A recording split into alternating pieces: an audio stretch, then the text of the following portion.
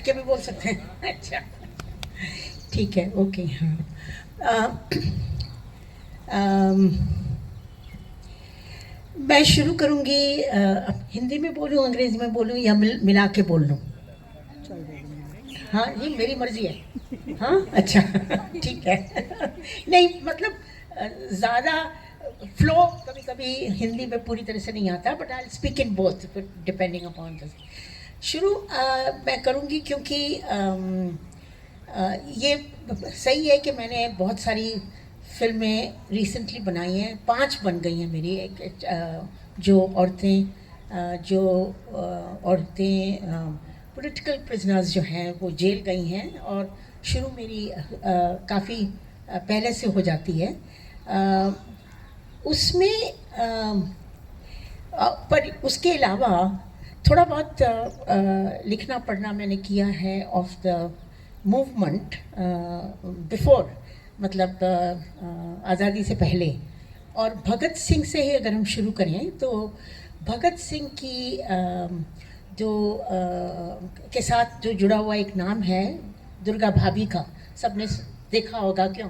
और एक तरह से हमारे दिमाग में वो फिक्स हो गई हैं कि वो उनकी वजह से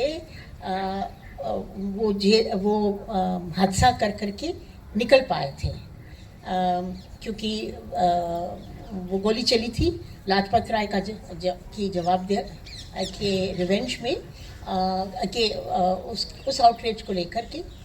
अच्छा, सो उस आउटरीच की वजह से उन्होंने ये गोली चलाई थी, और उसके बाद उनको वहाँ से फरार होना था। तो फरार होने के लिए फिर ज़रूरत थी, नाकाबंदी सब जगह हो गई थी, एंड जाने को रास्ता नहीं था। इत्तेफाक से हमको, मैं जो बता रही हूँ आपको वो बता रही हूँ जो हमने इत्तेफाक से डिस्कवर किया एक तरह से, कि दुर्गा भाभी 88 में 1988 में मुझे पता लगा कि वो गाज़ियाबाद में रह रही हैं, और वो काफ़ी बुज़ुर्ग हैं, और कहीं जहाँ जाति वाती नहीं थी, बट वो मिलने के लिए राज़ी हैं। तो हम गए, मैं अपने फ्रेंड्स के साथ गई, और हमने चार टेप्स की उनका, I mean it's quite an extraordinary archive की तरह से अगर आप सोचो कि 4 टेप्स भर कर के हमने उनसे बातचीत किया, और कई तरह की बात की है, बहुत सारे मुद्दों पर बात किया। एक चीज़ को लेकर के मैं उसको यहाँ पर फ्लैग करूँगी कि वो एक तरह से वो चिढ़ भी रहती हैं कि मेरे को रिड्यूस किया गया है टू दैट वन इंसिडेंट जिसमें मैं वो भगत सिंह फरार हुए।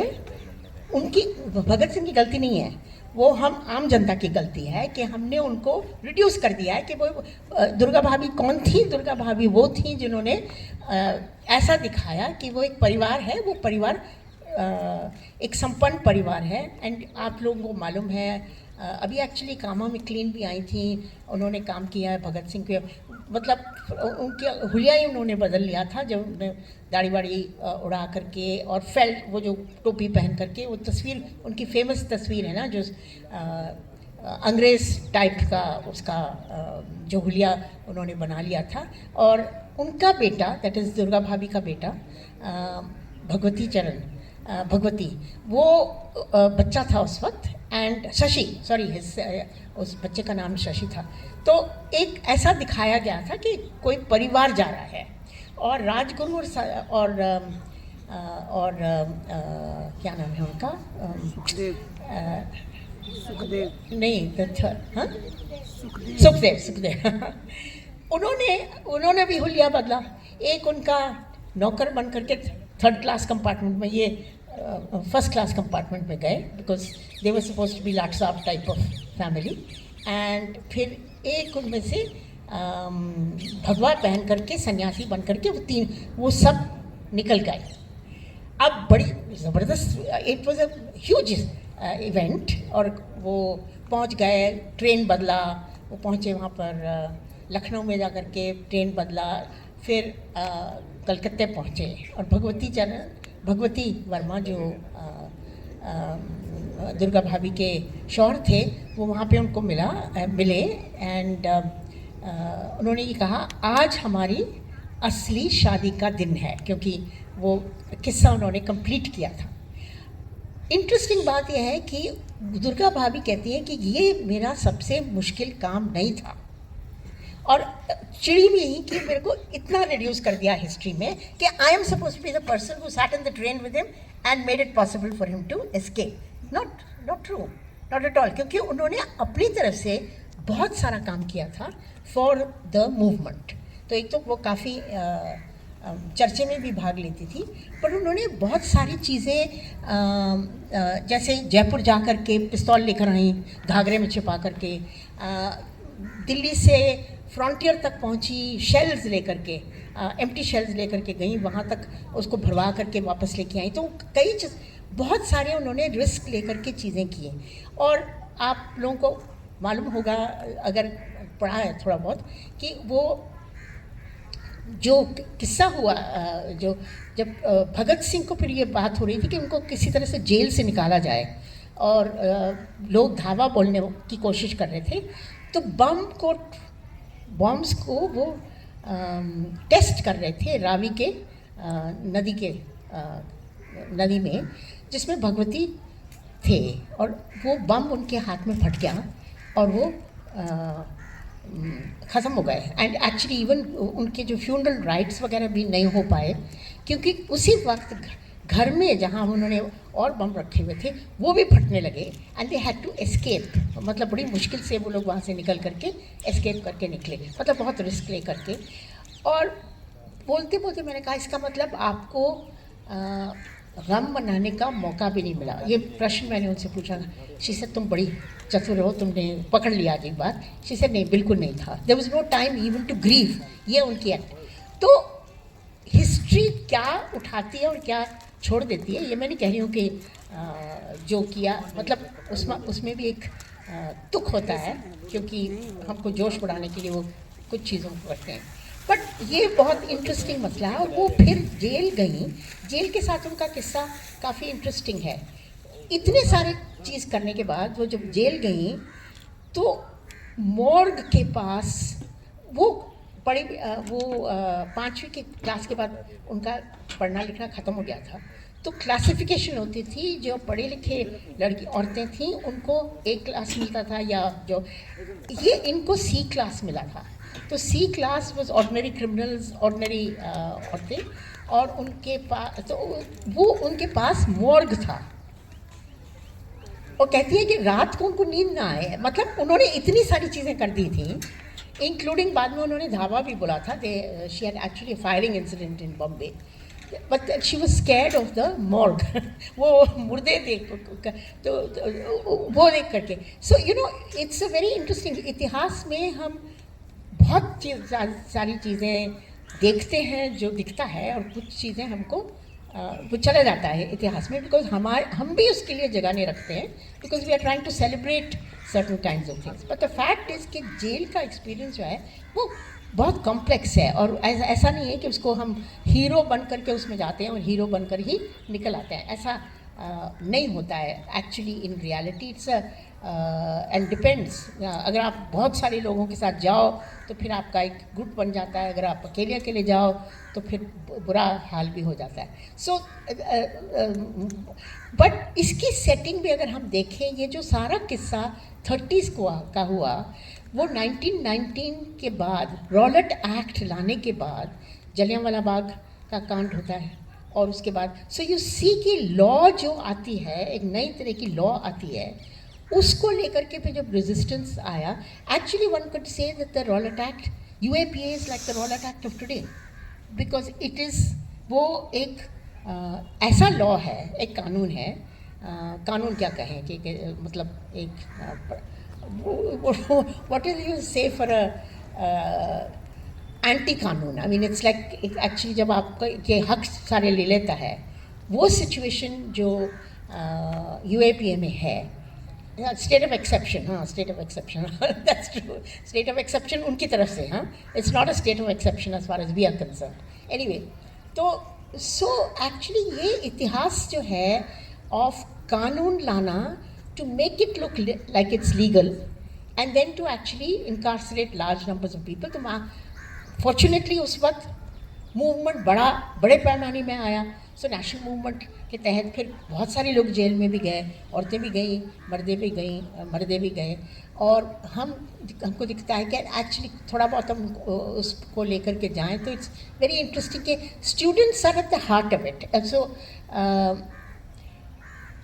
भगत सिंह को जब फैसला सुनाया कि उनको that is when he was pronounced guilty, तो विमेंस ग्रुप्स जो हैं, women's students in Lahore, Manmohini Sehgal के साथ उनका एक वो स्टूडेंट थी उस वक्त, उन्होंने गेट पर तालाबंदी किया और देयर वाज अ मूवमेंट और उसको फिर उनको और सारी लड़कियों को जेल में लेकर गए थे. व्हाट वाज इंटरेस्टिंग कि इसके जेल के अंदर ही माँ बाप को ले आए और ट्रायल उन्होंने जेल के अंदर ही किया. It was quite an interesting event. और फिर उसके बाद उनको कितने दिन की सज़ा मिली एंड सो ऑन. जब वो बाहर निकल के आए तो वेरी इंटरेस्टिंगली बीच रात को उनको छोड़ दिया and there was no means of going home. और औरतें थीं तो वो उन्होंने मना कर दिया कि हम वापस नहीं जाएंगे, हम यहीं पे बैठेंगे, सुबह तक बैठेंगे. तो बाहर बैठे रहे एंड फिर किसी टांगे वाले के थ्रू इतला कर दिया प्रेस को. तो सुबह जब वो निकले, एक्चुअली जब उनको निकलना प्रॉपर्ली निकलना था तो प्रेस पूरी तरह से वहाँ पे पहुँच गई and there was a big हंगामा कि देखो ये औरतों इन लड़कियों के साथ क्या हुआ है and so. So there was a movement के साथ अगर आप जुड़े हो और बड़ा मूवमेंट हो तो फिर थोड़ा बहुत हम उसमें बचा लेते हैं अपने को. जो सिचुएशन उसके मतलब सो यू हैव टू सी कि कौन औरतों को डाला जाता है जेल में. एसेंशली अगर आप पॉलिटिकल हो और आपकी पॉलिटिकल ऑपोजिशन वॉइस हो तो फिर you are targeted in a particular kind of way. और हर पीढ़ी में इसको किया गया है. And because my interest is in, मैंने फिल्में भी उनके बारे में बनाई हैं और मैं नारीवादी इतिहासकार हूँ. So my focus is on women. आपको हैरानी होगी कि 1949 में तेलंगाना आर्म्ड स्ट्रगल चल रहा था इन तेलंगाना. कई औरतों को उस वक्त जेल में जाना पड़ा as part of the struggle. और उन्होंने भी अपने मेमोइर्स लिखे हैं and simply because it's you know हम अगर बात करें और इट्स ऑलवेज डिप्रेसिंग.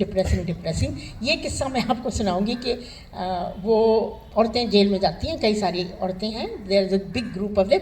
अगर आप बिग ग्रुप में जाओ तो आपका जेल एक्सपीरियंस बिल्कुल बदल जाता है. It is it's a space that you can create a certain.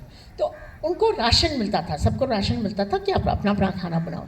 तो उनके जो मर्दों की टोली थी वो बगल वाले जेल में थी. तो उन्होंने अपना राशन इनको भेज दिया कि हमारे के लिए भी खाना पका के भेजो. They are telling the women are in the jail in that. And this was told to me by ये जो ओरल इंटरव्यू हमने किया था with a woman called Koteswaramma. Koteswaramma was actually the wife of ex wife of Sitaramaiah, Kondapalli Sitaramaiah. So she described, she said, cook for you? We will not cook for you. The government has given us a holiday. तुम अपना खाना अपने आप बनाओ. Now this is quite an extraordinary thing. भेज दिया वापस कि तुम करो अपने आप. फिर उन्होंने सुना कि वो मट्टी गंदगी वगैरह के साथ वो खाना बनाते थे. जैसे अच्छा तुम्हारे ना साफ करके हम तुमको वापस भेजेंगे पर खाना नहीं बनाएंगे तुम्हारे लिए. So you know even in the recounting she is also describing कि किस तरह से वो जो पेट्रियार्कल डायनामिक्स है उसको टर्न कर रहे हैं. They are turning it around and so. Anyway तो but she was also describing and ये चीज़ मैं ख़ास इसलिए बताऊँगी. सी औरतें जब जाती हैं जेल में जाती हैं, दे हैव टू आइदर बच्चे को लेकर जाती हैं, कभी कभी उनको बच्चों को छोड़ के आ जाती हैं. तो बच्चे उनसे मिलने के लिए आते हैं and they are not allowed to see them. ये मैं ख़ास तुमको कह रही हूँ बिकॉज एक बारी मैं जेल गई थी तिहाड़ जेल और वो साइट मैं कभी भूल नहीं पाई हूँ क्योंकि जाली थी और उस साइड पे क्राउड्स था, मतलब औरतें, बच्चे, लोग, परिवार के लोग आए हुए, इस साइड पर प्रिजनर्स थे. Everyone wants an emotional response. I mean, आप कितने भी क्रिमिनल हों, आपकी आपकी परिवार होता है और आपके इमोशंस होते हैं. But there is no way at that time कि डिग्निफाइड तो चांस ही नहीं है. तो वो साइट मैं कभी भूल नहीं पाई हूँ, बिकॉज वो बच्चे भी कोशिश कर रहे हैं अपने पिताजी का हाथ पकड़ने का थ्रू द जाली, एंड द बाप भी उनसे बात मिलने की कोशिश कर रहे हैं. It's a terrible site. तो आई वॉज रियली रिमाइंडेड कि वो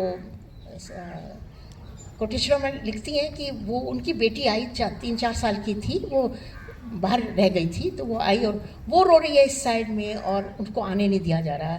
ये रो रही हैं इस साइड में और वो आने नहीं जा रहा है. Even the jailers are crying because वो they are also moved, but उसका कोई हल नहीं है. There is no way you can solve that problem. So in a sense, what does it mean for to be in jail and what does it mean in terms of family. And ये बात important है क्योंकि हम individual heroes को देख लेते हैं, वो जेल गए, उन्होंने वो किया, उनके पीछे जो लोग थे और उनके साथ क्या होती है वो हम एक्चुअली पूरी तरह से हम उसको ग्रास्प नहीं कर पाते हैं. और वो जो ट्रॉमा जो पूरा परिवार जाता है, वो खास करके जब लड़कियां जेल चली जाएं तो उसको लेकर के ट्रॉमा इज़ इवन ग्रेटर. तो इन 49 खतीजा मेरी कॉलीग रही थी, वो जेल गई for being in the SFI, for writing posters, for मतलब मान के चलो जुवेनाइल थी तो उनको जुवेनाइल सेक्शन में रखा गया था. बट द फैक्ट इज़ कि जेल में उनको काटने की वो ज़रूरी थी और प्रिवेंटिव डिटेंशन एक्ट लगाया था उनके ऊपर for being radical and for putting up posters and being part of a left and democratic formation, you know.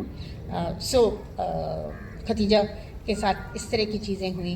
बाद में ऑफ कोर्स ड्यूरिंग नक्सलबारी में तो बहुत सारी औरतें जेल गईं. उनकी खुद की कहानियाँ हैं, उन्होंने कई बार उन्होंने लिखा है उसके बारे में. Torture in the police custody, very graphic descriptions of that. तो वो सब सिचुएशन जो है वो हो चुका है, वो सब हमारे सामने दिखता है. वो सब हो चुका. वो भी एक तरह से पार्ट ऑफ आवर इतिहास है कि large numbers of women went to jail. और उनकी जो कई लोगों ने किताबें भी लिखी हैं, वेरी पावरफुली उन्होंने मेमोइर्स भी लिखे हैं and so on. But the fact is कि जेल एक्सपीरियंस का वो जो नेगेटिव चीज़ जो पुलिस में थी और जो पुलिस में जो पुलिस स्टेशन में जो होता है और फिर जेल में जो होता है उनके साथ, and the brutality of that whole system. अगर आप लार्ज नंबर्स में हो तो फिर थोड़ा सा मीडिएट हो जाता है, बट मुश्किल तो रहता ही है. तो throughout this period, women have gone to jail and have withstood the jail as an experience, and have come out and have written about it and then been part of democratic movements. बाद में वो अपने आप को शामिल कर लेते हैं in democratic movements and so on. पर आज के माहौल पे हम you see numbers of people who go to jail. अभी इन्होंने ज़मीर की बात की थी. ज़मीर, उसमें एक लाइन है, दयामनी बारला बोलती है, she is one of the tribal activist. She says कि आज के जो जेल में हैं, जो जेल के साथ जो सरकार के साथ जुड़े हुए हैं, वो सिर्फ सरकार नहीं है, बहुत सारे और लोग उनके साथ जुड़ जाते हैं. So actually the power of the sarkar to put you in jail comes from all these collaborators जो शामिल होते हैं उनके साथ. So it's a very important thing for us to recognise कि ये सीन है, इसको लेकर के. एंड शी सेज आज के तरह अगर तुम अपने कॉन्शियंस के ज़मीर के लिए खड़ा हो तो तुम जेल जाना आपका एक तरह से तय है, आप जेल में जाओगे ही जाओगे, you know, eight the end of the day. So you know, ये जो पैटर्न जो उनको दिखा. बट इवन सो मुझे लगता है कि आज जो हुआ है, the kind of situation, and I just want to end with that, कि largest number of women that we've had in jail recently, students particularly, have come out of the constitutional amendment bill. No, what's it called? The citizens amendment Act. Women have gone to jail for being part of a movement that is demanding, that is endorsing the Constitution. आपको सबको मालूम है, ये इतना पुराना नहीं है, आपने देखा होगा कि मतलब सबके हाथ में एक वो ओपनिंग स्टेटमेंट था, क्या है इसका, I mean the preamble is what they were waving, और वो उसको पढ़ा जा रहा था हर जगह. वो लड़कियों को पकड़ करके आपने जेल में डाला है. And Jamia was a special target, खास करके Jamia was a special. I mean आप लोग सब JNU वाले हो और आप JNU को देखते हो कि हमारे यहाँ जो होता है वो एक्सेप्शनल है, बट लेट अस कंसिडर कि Jamia actually was the exceptional space at that time. जिस तरह से वो वायलेंट अटैक हुआ इन द लाइब्रेरी, लोगों को पकड़ करके पीटा जिस तरह से, और वो जो मूवमेंट उसके साथ जो औरतें, मिडिल क्लास औरतें, ऑर्डिनरी औरतें बाहर निकल के आईं एंड और कहा कि अब हम वापस नहीं जाएंगे, हम निकल के आए हैं, अब हम वापस उस सिचुएशन में नहीं जाएंगे. दैट ट्रांसफॉर्मेशन जो हुआ था वो जामिया और उसके अगल बगल के इलाकों में, in a sense the punishment was for putting them in jail. तो आपने पकड़ करके 4-5 औरतों को, लड़कियों को डाला. And young people, all of these people are students, they were young people. Devangana Natasha को तो डाला. देवांगना और नताशा सबसे पहले निकल भी आई, और उसके साथ फिर आपने सफूरा भी गई थी. सफूरा भी निकल के आ गई because she was expecting a child, तो उसको निकल गया. बट जो कंडीशंस उनके ऊपर डाले गए हैं, they can't travel, they can't move around. तो एक्चुअली सफूरा की जो हालत है, in my opinion it's very poignant. एक तो विद द पॉलिटिकल प्रेशर उसको अपने PhD से, उन्होंने MPhil PhD से फारिग कर दिया. Okay, so she is now in a Limbo, वो कहीं नहीं है. एंड जब तक वो केस नहीं ख़त्म होता, वो ट्रैवल नहीं कर पाएंगी, वो बाहर नहीं जाएंगी. वो उनके ऊपर वो डंडा अभी है, it's fully on her head. And she, it's very tough for her managing, but you have to reconstruct yourself as a person with no identity and with a compromised situation. तो सफूरा के साथ तो गुलफिशा अभी भी जेल में है, अभी भी जेल में है. एंड सब उसको भूल गए. हम सब बात करते हैं, we keep on talking, but we rarely talk about Gulfisha and we rarely talk about what is happening to the families. वो जो परिवार है उनके, रात को नींद नहीं आ रही है उनकी माँ को, insomnia, she is a regular insomniac, नींद नहीं आती है. सो देर इज, आपकी बेटी वहाँ पे बैठी हुई है जेल में, and for being in a movement which is demanding constitutional rights of women, and जिसमें सच अ ड्रामेटिक शिफ्ट हुआ था. जिस तरह की पोइट्री लोगों ने लिखी थी, अलीगढ़ की लड़कियों ने, जामिया की लड़कियों ने, they were claiming their rights as citizens of. तो वो लड़कियों को आप इस तरह से, उनके ऊपर इस तरह से डंडा चलाया है. पिंजरा तोड़ की तो बात ही छोड़. I mean they come out thinking कि hostel is a pinjra, and the movement is for transforming hostel as a space. एंड औरतों को पिंजरे में डाल रखा है उन्होंने, वहाँ से लेकर तुमने उनको जेल में डाल दिया सबक सिखाने के लिए कि तुम जाओ जेल में eight the end of the day. और नताशा तो बताती है कि क्योंकि वो जो उनके क्या नाम है, जो कॉप्स जो हैं, many of them are from Haryana, तो दे केप्ट सेइंग तू क्यों गई उसमें, तू जाट लड़की है, तू क्यों गई उस डेमोन्स्ट्रेशन में, why are you part of that movement or whatever. And then very concerned कि ये सावित्री बाई फूले कौन है, because they are also claiming this larger heritage. Savitri bai Phule भी है उसमें, वो क्या नाम है, there is a फरजाना उसका नाम है शायद, I think there is a teacher, there is a Fatima भी है, ये लोग सब है. And he says, so this Jat is trying to evoke Jat identity in her and say, what are you doing, with this mixed up bunch of people or whatever it is. But tragedy for Natasha is uska father dies and she can't see him before he dies, you know, at the end of the day. So, matlab, you can see what jail means for people, for families, for the individuals who are there. इसको, and we seem to be, और गुलफिशां के साथ तीसरी, उमर खालिद के लिए भी कहा जाता है कि उसकी तीसरी बार उसकी बेल प्ली को डिस्कस करेंगे, बट गुलफिशां के साथ भी यही सीन है कि वो एक बार हो चुका है, फिर बेंच बदल जाता है, फिर दूसरी बार शुरू करते हैं. I don't know why they can't write that judgement, पता नहीं करते क्या हैं. आई थिंक स्वरा भास्कर जो बोली थी ना अभी इतने गुस्से में, शी इज़ 100% 200% राइट, कि उसने कहा कि ये खाते हमारा है, तो हम टैक्स पेयर्स हैं और तुम you know you don't even deliver the judgement. I mean जो केस तुम्हारा है उसको ख़त्म करके जाओ. You know what is this nonsense, बैठो रात तक ज़रूरत पड़े, but write your judgement and go. ना तीसरी बार it's going to be argued all over again. 4.5 साल हो गए, 4.5 साल बेल के लिए. ये तुम्हारी सिचुएशन है. सो यू नो हमारे यहाँ क्या जस्टिस है at the end of the day? There is no justice, there is no kanoon, there is nothing but mobilization against so-called